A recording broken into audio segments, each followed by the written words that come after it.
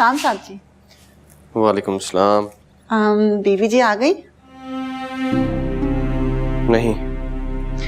अच्छा, तो वो जो उनकी सहेली है वो चली गई? तुमसे मतलब?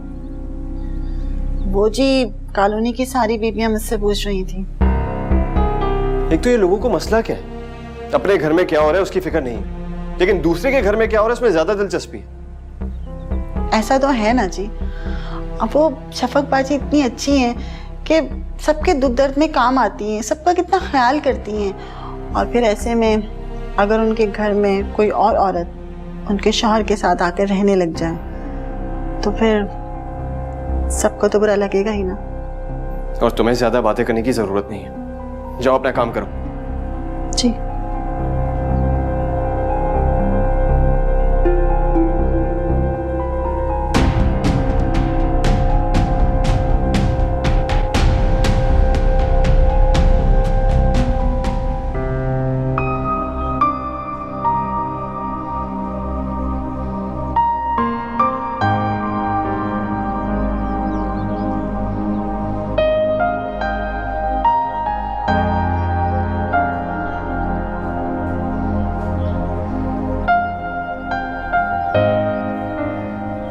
भाभी, तुम यहाँ पे क्यों घूम रही हो? किसी चीज की जरूरत थी तो मुझसे कह देती। डॉक्टर ने मुझे रेस्ट करने के लिए थोड़ी कहा है। आजिर से बात हुई आपकी? नहीं, वो मुझे लगता है कि इतनी अच्छी खबर फोन पे सुनाना मुनासिब नहीं होगा। मैं जाके मिल लूंगी। नहीं भाभी, वहाँ पर तो अंजी भी है। आपको पता है वो कैसी है? वो आपसे बदतमीजी करेगी। तुम फिक्र नहीं करो, मैं घर नहीं जाऊंगी। मुझे आजिर से अंजी के बारे में बहुत सारी बातें करनी है, इसलिए मैं कहीं बाहर या फिर आजिर भाई के ऑफिस चले जाऊंगी। और आपको क्या लगता है वो आपकी बात सुनेंगे? वो इस वक्त सिर्फ अंजी के दीवाने हो रहे हैं। बता देना हमारा फर्ज है, बाकी जैसा अल्लाह को बेहतर लगे। हमें देर नहीं करनी चाहिए, मैं चेंज करके आती हूँ।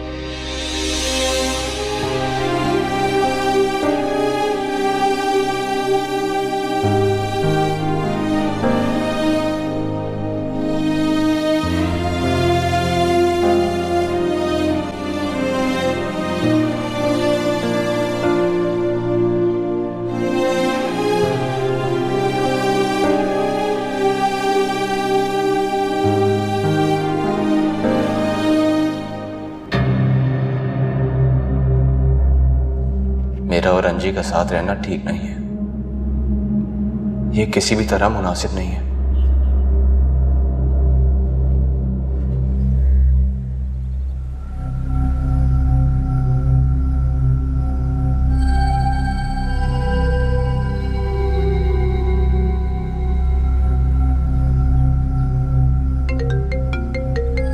हाय, हाजिर की कॉल। अल्लाह, इसके तो आने में थोड़ा सा वक्त रह गया है। मैंने तो कुछ पकाया भी नहीं।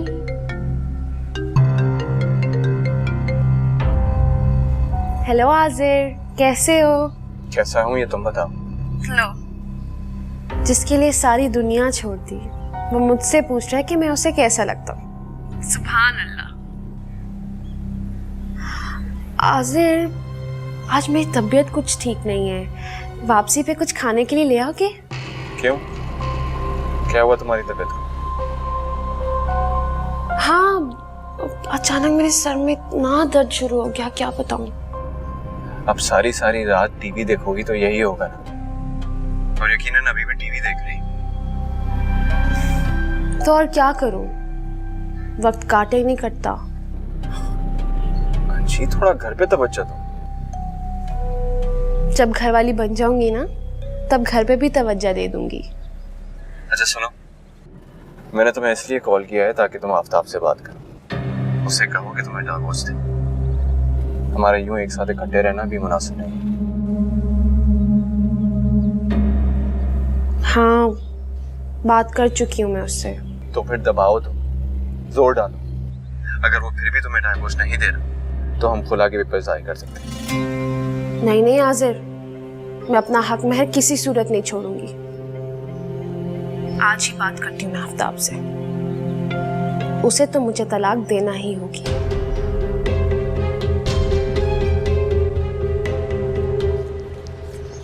बाबा जी तो मामा भी हमारे साथ रहेंगी? जी बेटा, आपकी मामा हमारे साथ ही रहेंगी। ये अब तो मजा आएगा।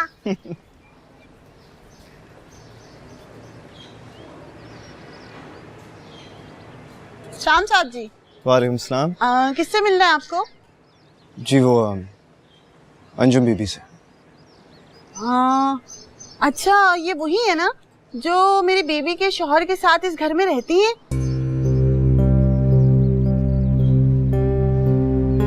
अच्छा, आप उनके कौन लगते हैं? आपने भी क्या कहा कि वो साहब के साथ रहती है?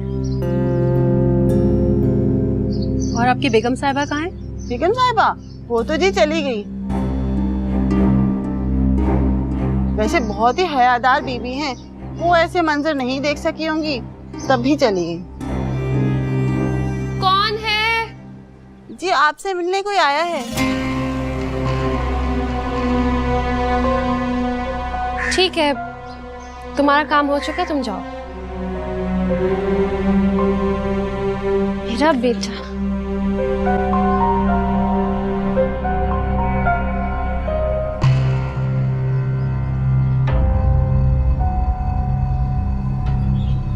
अच्छा हुआ आफ्ताब जो तुम आ गए। मैं तो खुद तुमसे राब्ता करना चाह रही थी। मामा हम आपको लेने आए हैं, आप हमारे साथ चलेंगी ना?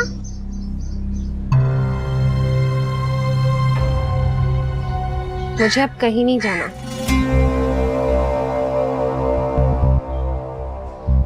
मामा आप चले ना। मेरा बेटा तुम फिक्र नहीं करो, तुम देखना मुन्नी और तुम्हें मैं बहुत जल्द अपने पास ले आऊंगी यहीं पर। नहीं मामा, मैंने यहाँ नहीं रहना। यहाँ जो अंकल है ना, वो मुझे बिल्कुल भी अच्छे नहीं लगते। मैं तो अपने पापा के साथ रहूंगा, आप भी आ जाएं। नहीं बेटा, तुमसे पहले भी कह चुकी हूँ मैं आफ्ताब, अब तुम्हारे साथ नहीं रहना चाहती मैं। तलाक चाहिए मुझे तुमसे। तलाक के बगैर भी तो तुम अपने आशिक के साथ यहाँ रह रही हो ना? ना उसे शर्म आती और ना तुम्हें।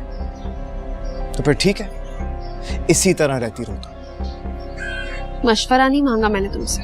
और मैं भी तुम्हें कोई तलाक नहीं देने वाला, समझी तुम?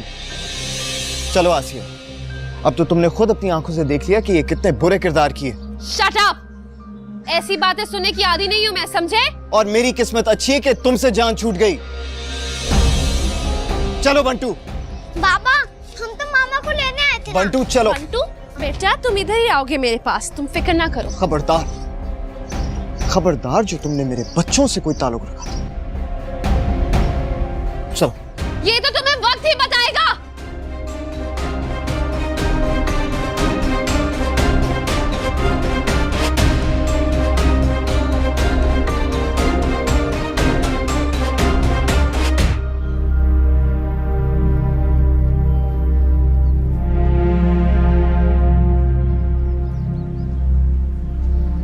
शफक बेटा, क्यों इतनी परेशान हो रही हो? देखो मेरा बच्चा कुछ भी नहीं होगा, इंशाल्लाह सब ठीक हो जाएगा, तुम रिलैक्स रहो। इरम भाभी अभी तक वापस नहीं आई है, फिर यहाँ से उनके साथ कैसा बिहेव करेंगे? उन पर इस खबर का असर होगा भी या नहीं? मैंने तुमसे कहा ना, तुम बिल्कुल रिलैक्स रहो, तुम देखना इंशाल्लाह सब ठीक ठाक हो जाएगा।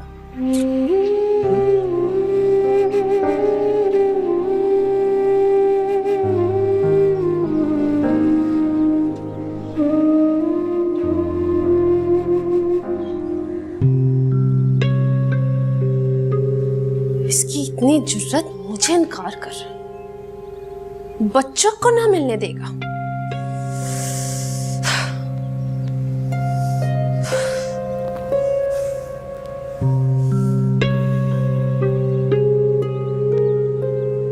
कि वो आफताब तो नहीं था। इसमें इतनी जुर्रत कहाँ से आ गई? यकीनन उस औरत का असर है।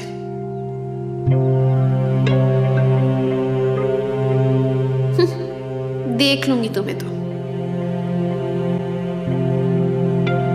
आज ऐसे कहूंगी धमकी से काम ले, तभी अकल ठिकाने आएगी तुम्हारी।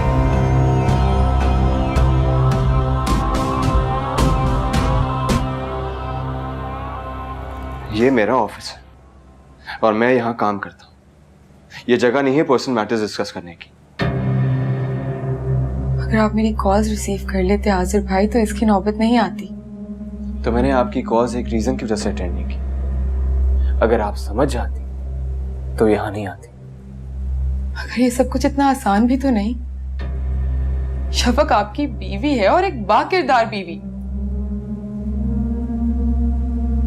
जिसके किरदार पे कीचड़ उछाल के आपने उसे घर से बाहर निकाल दिया है। वो क्या है ना कि मैं इस बात को बार बार रिपीट करना नहीं चाहता, लेकिन शफक के लिए मेरे दिल में अब कोई जगह नहीं। और वो जो इस वक्त आपके घर में बैठी है उसके बारे में क्या ख्याल है आपका? वो कितनी बाकिरदार है? बेहतर होगा कि आप अंजी को इस मामले से दूर रखें। क्यों रखूं मैं उसे इस मामले से दूर? अगर आपको मेरी बात पे भरोसा नहीं तो मेरे शौहर और अपने दोस्त कामरान से ही पूछ लीजिए।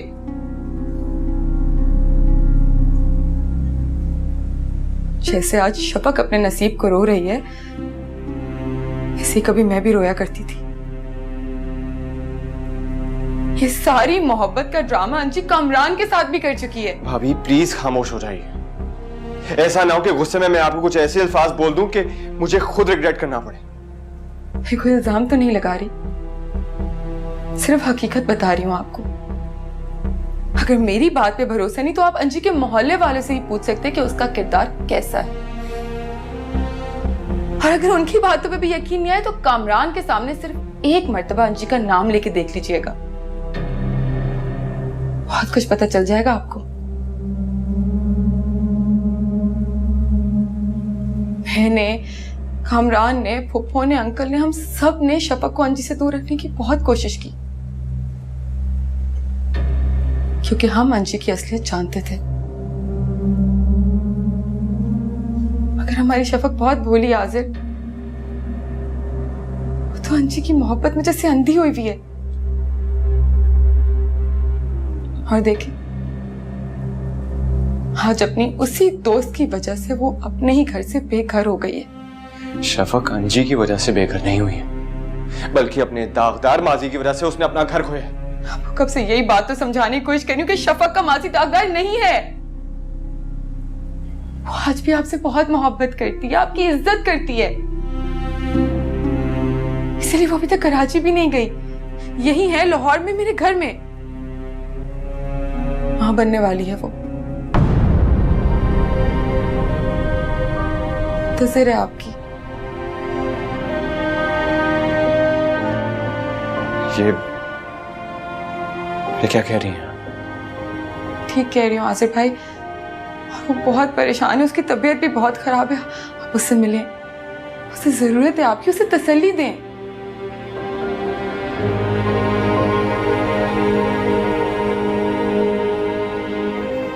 नहीं, ये मुमकिन नहीं। हाँ, मैं वहां आऊंगा जब मेरा बच्चा इस दुनिया में आएगा, क्योंकि मैं अपने बच्चे को किसी ऐसी औरत की गोद में पलने नहीं दूंगा जिसका माजी इतना दागदार हो। ऐसी बातें कर रहे हैं आप। मैं बिल्कुल ठीक कह रहा हूं।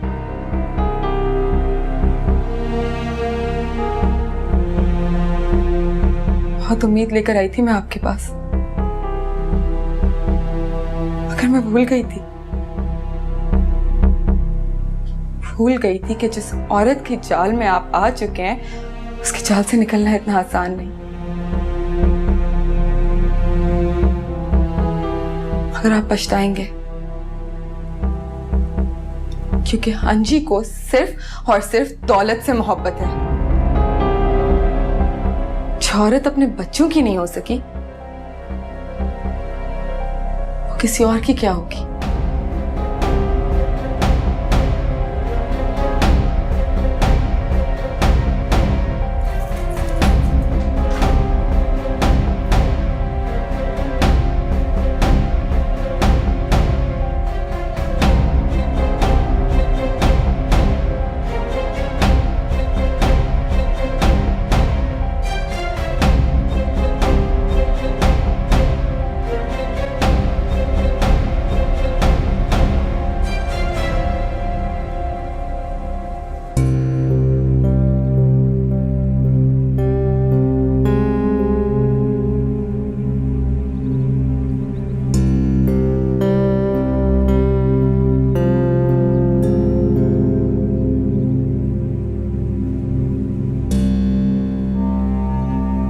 बंटू, पढ़ो ना बेटा। पढ़ क्यों नहीं रहे हो? मैं नहीं पढ़ूंगा। हम तो अम्मा को लेने गए थे, लेकिन आपने उनसे लड़ाई की और उनको लेकर भी नहीं आए। बेटा, बाबा ने अम्मा से लड़ाई नहीं की थी। कहने दो इसे, वो जैसी भी है इसकी माँ है, और हर बच्चे की तरह ये भी अपनी माँ से मोहब्बत करता है।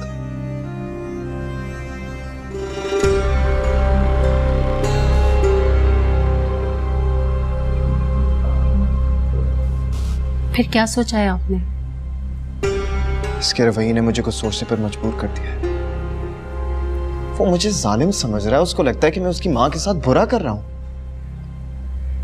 तुम खुद बताओ, अगर मैंने अंजुम को तलाक दे दी तो मेरे बच्चे मुझे कभी माफ नहीं करेंगे, जिंदगी भर मुझे जालिम और खुदगर्ज समझेंगे, और फिर मैं हमेशा के लिए उन्हें खो दूंगा। इसलिए मैंने फैसला कर लिया है कि अंजुम इस घर में आए या ना आए, मैं उसे तलाक नहीं दूंगा। शायद आप ठीक ही सोच रहे हैं, लेकिन आफ्ताब, वो दूसरी शादी करना चाहती है, और अगर उसे खुला चाहिए तो मुझे कोई एतराज नहीं है। मैं सिर्फ ये चाहता हूं कि मैं अपने बच्चों की नजरों में जालिम नहीं बनूं, और मैं ये बिल्कुल भी नहीं सुनना चाहता कि मैंने उनकी मां को छोड़ा है।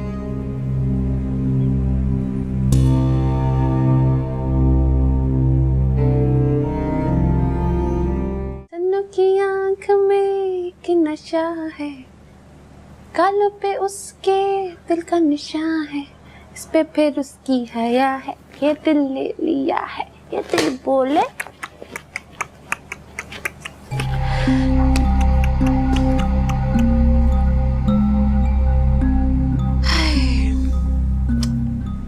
हाजिर के आने का वक्त हो रहा है। घर पे मैंने कुछ पकाया भी नहीं। इतना नहीं होता इस आदमी से, घर आ रहा है कुछ अच्छा ही खाने को ले आए। आज क्या बहाना लगाऊं?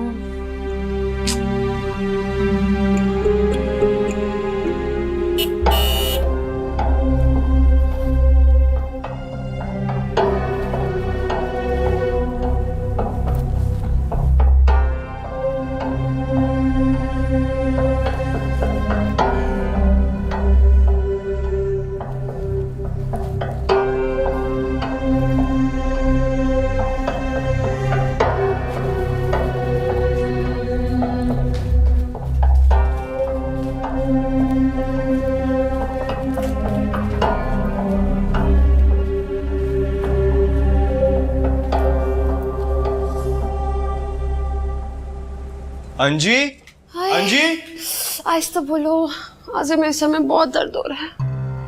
क्या हुआ? सुबह तो ठीक थी, अचानक क्या हो गया? मेड नहीं आई ना, सारे घर की सफाई मैंने खुद की है, शायद थोड़ी थकन हो गई है। कोई बात नहीं, रेस्ट कर लेती। अच्छा सुनो, आज एक बड़ी खबर है मेरे पास। बहुत खुश हूं। आफ्ताब ने तलाकनामा भिजवा दिया क्या? अरे नहीं यार, उससे भी बड़ी खबर है। हाँ, ऐसा क्या? एक मिनट।